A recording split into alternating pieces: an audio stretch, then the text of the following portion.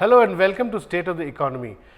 Today we are here to discuss the NDA government's flagship, one of the flagship projects, Digital India, which is aimed at empowering millions of young Indians through a massive project which entails laying optics fiber infrastructure throughout the country, and there are a whole lot of other components to Digital India which we will discuss today with our special guest, Telecom Secretary Mr. J S Deepak. Welcome to our show, Mr. Deepak. So you are sitting on top of some of these huge initiatives which are integral part of the Digital India program.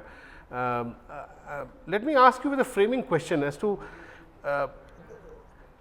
the whole telecom sector broadly has been a success story. Now, India has one of the largest penetration of telephony, mobile telephony, which is a success story. Now, the next phase of the telecom revolution as we see it or as the people see it is data services, which is a very important component of empowerment, as it were. Now, for that of course, you are doing a whole lot of things which includes laying a nationwide optics fiber network, creating applications, software applications to improve e-governance, etc. So, you have done a lot of work in 2 years now after this government came. Could you just give us an idea of the roadmap, what you have done so far and where you are headed? Yeah, the telecom sector has been one of the more successful infrastructure sectors. If you put it in perspective, on the voice part of it, when we got our independence in 47, there were 82,000 telephones only in India. From then to 2000, it increased to over 30 million. And from 2000 to 2015, 16 today, we've got more than a billion telephones. That was a huge leap. It's been an explosion. Not only that, telephone services have become affordable. We provide the cheapest telephone services in India, and all our telecom is mobile. 95% of our users use the mobile network. So the voice has gone down. Data, as you look at it, if you look at the internet, we started late. The first 100 million internet users in India took us 18 years. But the second 100 million took us 3 years, and the third 100 million, 18 months. And so there also it's growing exponentially. It is estimated by various people, Alphabet, the Google parent company, and others. They believe that of the next billion internet users, 500 million can be from India. So again, the internet this is the period when use, this Digital India will also explode. Yeah, the Digital India vision is one of the things which is making this happen. Most countries have had organic growth. Here, because of the Digital India program and because of other policy measures, growth is being directed and it is accelerating because various ends are being taken care of. The other part of it is, as part of the Digital India vision, high-speed broadband. Getting internet to users is one thing, high-speed broadband is another, and we have today less than 100 million high-speed broadband users. Basically, widening the information highway. Yeah, I mean, when you have broadband, you can do a lot of more applications. Services can be provided with ease. You can do telemedicine, you can do e-education, you can do video conferencing. All of this requires high speed. And general economic efficiency will also increase. Exactly. The World Bank, for instance, estimates that with 10 percentage points increase in broadband penetration, the GDP of a country goes up by 1.4%. So it does accelerate or trigger the economy today. So where are we in broadband expansion? One of the major pillars of Digital India is to provide broadband infrastructure to rural areas. 250,000 gram panchayats we are supposed to reach. At present, most of the broadband available to Indians is mobile broadband on smartphones. This project, which is called the BharatNet, is a 3-phase project. In the first phase, from now to March of 2017, in a year, 100,000 gram panchayats would be connected with 100 Mbps, which is huge speeds, Typically, we get speeds of 512 kbps. 100 mbps connectivity would be available at gram panchayats, and through a last mile Wi-Fi kind of a thing, the hotspots at gram panchayats, people would be able to get connectivity. This would accelerate the use of end-to-end online digital services. Tell me, Mr. Deepak, I was reading an article by the former TRAI chairman Rahul Khullar, which said that, which completely endorsed this vision that you're talking about, and but he argued that that to meet the expenditure for creating the broadband network that you're talking about, funding has not been provided by the finance ministry. He says that what 30,000 crores would be needed a year to meet the targets that you're talking about, whereas the actual funding is, according to him, less than a fifth of that. Is that true? I mean, would you go with that? No, this is a huge project. Like most of the flagship programs that the government has come out with in the last 2 years, this is a very ambitious project. But the good news here is that it is funded from the Universal Services Obligation Fund, and we have complete tie-up of funds for the first phase. We have approvals in place, and the money is to be drawn as it gets expended from the budgetary process. So I have a full sanction of 20,000 crores for 100,000 gram panchayats and more. And for the next phase, which is to get to all 250,000 gram panchayats in the next 2 years. The USO fund has in any case more than 35,000 crores. Absolutely, right? It has about 42,000 crores. So you're saying that you have a kind of lien on this fund. You can draw it whenever you. It is meant for this kind of an activity. If we can justify it by our expenditure and by proper use of these funds, we should not have a problem in getting more. So basically, what you're saying that if you really sort of if you really get work done fast, and if you do 100,000 say gram panchayats in the next say 1 year, 1.5, 2 years, how much expenditure will it entail roughly? I mean, what's your estimate? See, the 100,000 gram panchayats is approximately 13,000 odd crores, and which we have, as I mentioned, approvals for. The pace of work, the quantum of work is huge. We need to do 2.4 lakh kilometers of underground fiber. No country has done a project this kind. On this scale. Next biggest is Australia, which is doing 2 lakh kilometers in 10 years, their broadband project. So when in June 2014, when this government came into being, the cable had been laid in about 500 kilometers. Today we are 140,000 kilometers of cable. So it's really moving fast. Yeah. Once the cable gets to the villages, then the electronics have to be placed, and then the gram sabhas will be lighted up. Last year at this point of time, we were doing 120 kilometers per day. In the first week of April, we did 393 kilometers per day. So the pace has also picked up, and we need to keep to about 400 kilometers per day, maintain that for some time, and we should. And by when would you finish all of 250,000 gram panchayats, reaching the September 2018 is what your target. It's a target. We hope to be able to finish. And then what is the next phase? You've taken this to gram panchayats. Now this is supposed to facilitate e-governance. So the next step would be to have requisite software programs to make e-governance possible, isn't that?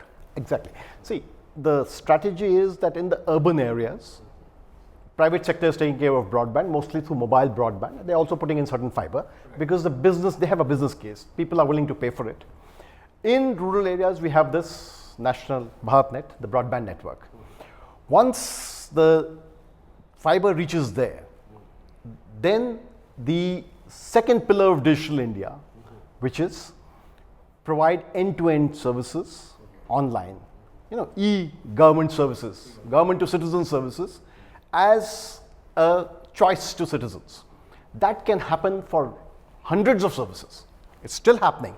The mobile network is covering 90%. Like all interface with local bureaucracy, death certificates, various land records, everything can be accessed on. Yeah, we say that the government vision is to make services presence-less, paperless, cashless. So you have an option that you can access these services that you mentioned, whether it's certificates, whether it's scholarships, whether it's applying for positions, lower level government positions, and which do not have interviews now. Those kinds of things, you have a choice of doing it online and not have to go to government offices or seek services across the counter. And that would also reduce the number of people crowding in government offices and may even increase the efficiency. So that would be facilitated, and that is the content development, the services development, development of portal, getting them into Hindi and other 22 languages. All that is happening parallelly, and you'd be amazed by March 2017 the number of e-government applications which would go online. Okay. So would you say, Mr. Deepak, that the real success of Digital India would be measured by how much people at the district panchayat levels begin to access through these facilities public services? Isn't that the real objective? That is one of the major outcomes that we are working for. And the objective? Government to citizen services, banking inclusion. Why should a person have to go to the post office for my... It will also link up with JAM, Jan Dhan Yojana, Aadhaar and mobile. The Aadhaar, the 100 billion Aadhaars, almost 96-97% of the adult population has Aadhaar, which are the ones who access services, and it will become universal in months rather than years. The databases of various subsidy schemes, welfare schemes are being seeded with Aadhaar numbers and mobile numbers. So on the mobile as a platform or through high-speed broadband at gram panchayats and other outlets, people will be able to access the services, and online authentication can be done so that you know that if J S Deepak is a person who is going somewhere to access a service, it is certainly him, proved by biometrics or iris. So this will help, and is already helping remove a lot of spurious names from subsidy lists and a lot of savings to government and increase in efficiency and better targeting of subsidies and development schemes, welfare schemes. Tell me, as part of driving the larger Digital India project, you have also been trying to smoothen the policy glitches or policy issues that confront the telecom industry, since the telecom industry will be the backbone of this whole exercise, this whole project, right? So what are some of the pending issues which the telecom industry face today? What would you, are they ready to sort of take off and supplement this whole project of Digital India, or one of the, for instance, one of the complaints that I hear from the industry players is that the costs are somewhat higher than they had initially envisaged. So they're talking about, complaining about service tax. Recently they talked about some new service tax being imposed on, on the on services provided. So and this cost of spectrum. So do you think that these new costs which have come justifiably, these costs are not unjustified, but will they lead to higher cost to the consumers, or there is a fear that the consumers so far have had a party, so to say, they have sort of enjoyed low cost services. So when data comes in, voice has of course penetrated throughout the country. So will data services be expensive? Because if those services are expensive, then the whole question of empowerment of India's youth will be put in a bit of risk, isn't it? See, India is the most potentially lucrative market. That size, the growth. I mean, where do you find an economy of $1.25 billion with 400 million middle class growing at the rate of more than 7-8%? About that, there's no doubt. And expected to keep going. It's a huge market. That is one. Two, the base is small, so the number of potential users is huge. One of the problems which this industry has been talking about for almost a decade is shortage of spectrum and inability to get spectrum. After the spectrum controversy of 2008, when spectrum auctions were done in 2010, the government has since then been allocating spectrum in a transparent manner. You can get it, it's laid out up front. Absolutely. And auctions have been done in 12, 13, 14, 15. And we are on the annual of a large spectrum auction. So each spectrum auction has its characteristic. And the mega spectrum auctions of 2016, which we hope to have around July of this year, will put spectrum in enough quantity on the table. Okay. So that this issue which the industry has been articulating, that they have had problems both in the quality of services and they have to make over investments in because of shortage of spectrum, I think that should be a thing of the past.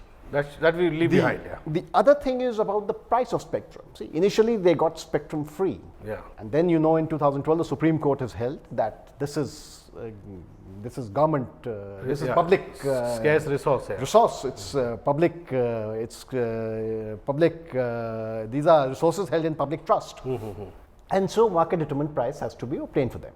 And the auctions are done in a way that they bid as per the perceived value. I mean, if a company does not value a particular band of spectrum, it will not bid. So the market takes care of. There must be a business case that they are paying Absolutely. so much. Yeah. If you look at it, since the spectrum, when 3G and 4G technologies came to India in 2010, the first auction was run, there was a clamor that prices would go up for the consumer. Same thing happened when the 2015 auction took place. But if you look at the prices, 2010, it used to be 1 rupee per minute. It became 1 paisa per second because newer players came in, more competition, better efficiency. Which will happen in data services also. Yeah, so the efficiency, the scale is there because of the huge market. Efficiencies will keep on increasing because of better technology and larger spectrum bands. So there's no reason, I would be very surprised if anyone can make a case for increasing prices to consumers. Okay. So you're, in a sense, you're saying that the telecom sector is also fully prepared to give a push to digital India because there's a business case for them also. Yes. I mean, the telecom sector in India is 90% private sector, 10% is government. The fact that it has got established, it's grown and has thrived is because of private sector investment and enterprise. Ably helped by government policy. You know, there have been 2 or 3 times when the sector has been in trouble. One was way back in 1999 when they bid high. Yeah. And the movement to the telecom policy of 1999 to the revenue share, yeah. sorted that problem out and led to one spate of growth. Yeah. Then there was a spectrum controversy. The spectrum auctions were devised. Resolved that. And that has been, now it has become routine and that has resolved the spectrum problem. So the main controversies are behind us. Yeah. Yeah, we are now looking at a number of reforms to make it more efficient. Like what? 1 or 2 reforms, that big ones? That I did mention more spectrum. Some of the reforms are now, we come out with a... So the charge of spectrum holding will also be behind us. I think those, the discourse will be far from these issues maybe 6 months from now. 6 months, okay. We are also looking at enhancing efficiency of the delivery system, the telecom delivery system. So we've come out with a new license. Which will address call drops also, right? Yeah, which will address consumer issues, including call drops. See, we have come out with a new license called Virtual Network Operator. Now, this is a license which enables us to separate the telecom network from the front-end service provision. Okay. So there can be a franchisee kind of a model wherein organizations can take up a virtual network operator license. They can buy bulk voice or bandwidth from a telecom operator and bundle it and market it depending upon the niche customers they want to do. Okay. So great new efficiencies. This would increase the capacity utilization of telecom operators, especially BSNL and MTNL, which have 70% capacity utilization.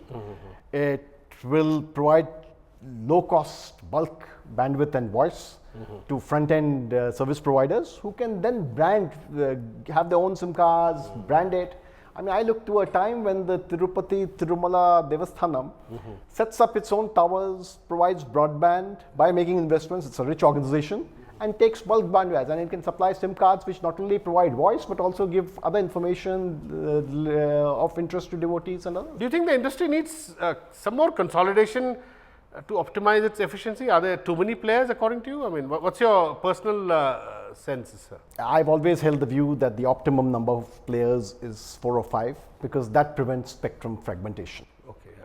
Whatever the amount of spectrum we give, if there are a dozen players, it will get fragmented. So 4 to 5, I mean, there are only 4 or 5 countries in the world which have more than 5 operators, and we have 8 serious operators in most circles. So consolidation is happening after the spectrum sharing, the spectrum trading guidelines, spectrum liberalization, all that has started happening in the last 3 months. Okay. These guidelines have come in, and the first trade has happened. And you've removed all the glitches which were coming in the way of consolidation, all those have been removed. Yeah, but spectrum sharing and spectrum trading is now a reality, and this has been the demand of industry for more than a decade. For a long time, yeah. Yes. So this will increase efficiency. If I have a spectrum block in a particular license area, I can share it with another company. If I'm not using all of it, I don't have enough customers. So you're making it as fungible as probably a currency or something. And it's win-win for all. It's a triple win. The telecom operator obviously gains because he can share spectrum, which he has, so the costs get divided. The government gains because we get a fee, and the customer gains because spectrum is used efficiently. So this is beginning to make a difference, and you will see this propelled forward in the year to come. Mr. Deepak, another important component of Digital India, as it were, is electronic hardware. Now, for some reason, India has lagged. India has done very well in creating telecom services, mobile services, but India has lagged considerably compared to its East Asian peers in manufacture of electronic goods for various reasons. Now, this government is trying to give a push to that also. It's part of Make in India. You're trying to sort of create duty structures which will encourage local manufacturing. So, how do you see that evolving in the next 5 years? Because that's also part of the overall Digital India framework, right?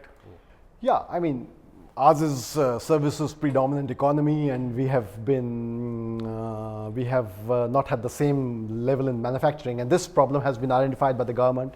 And the Make in India program, as well as the Digital India program, has an electronics manufacturing component, very important pillar, where domestic electronics manufacturing is being promoted and facilitated. Now, this is basically a historical issue. See, when we signed the information technology agreement way back, 20 years back, we allowed zero duty telecom equipment to come in. Because of that. Do you think the timing was a bit, as far as we are concerned, for us the timing was not right? We should have developed our local industry. Yeah, I mean, our electronics industry and manufacturing was nascent, so it got wiped out. The good thing that we did is, we did not sign the ITA 2, which has been agreed on in 2015 December. So we've kept out of it. Because of this, we have preserved the policy space for applying tariffs on ITA 2 items, and these are 200 items. Were we under a lot of pressure to sign it? Oh yes, I mean, I wouldn't call it pressure. There's lots of persuasion from various people. India is the only large economy which has stayed out with good reason, and I think it's a great decision which is showing itself in the way electronic manufacturing is going. A lot of liberal economists were criticizing this decision. Do you think they're not getting the larger perspective or something? You know, liberal economists talk of free trade, but there's an element of fair trade, and you cannot expose the nascent industry to the behemoths of the global electronics manufacturers. So I think it's a great decision the government has taken. Because of this, we have the tariff tool to be able to put tariffs on areas where domestic manufacturing can be promoted, and you can see the results. Last year, 2014-15, I talk of mobile phones as related to telecom. We were manufacturing about 10 million mobile phones. That has gone up to 100 million last year. In 1 year alone? In 1 year, because of a duty protection which the industry has got. And who are the new manufacturers? Every player worth his name is already here. A few who are left out are planning and working to be here. Okay. And it is my expectation that in the next couple of years, India will become a hub for the manufacture of mobile phones. One, because of the domestic market. Two, also for exports. And as far as the lower cost mobile phones are concerned, we should be leaders, and I expect a figure of 500 million mobile phones to be manufactured in India by 2018-19. The one view here, Mr. Deepak, is while you're laying a policy framework to encourage local manufacturing, the global economic situation is such that there is overcapacity in East Asia. So, if there is overcapacity in say China, Taiwan, Malaysia, so would they want to create more capacity in India, or would they prefer to just export into India?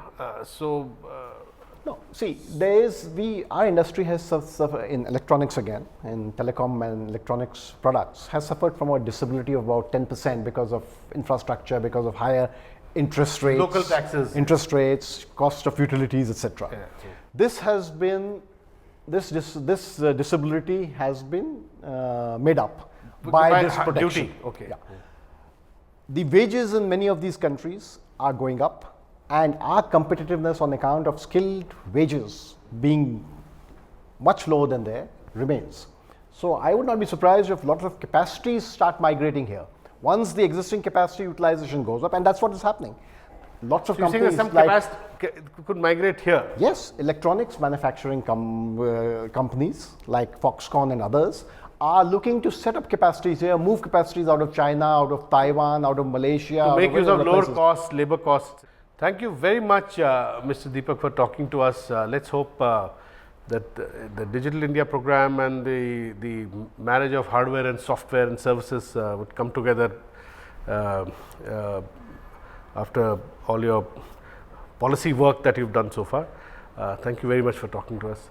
That's all we have in this edition of State of the Economy. We'll be back with you next week. Thanks for watching.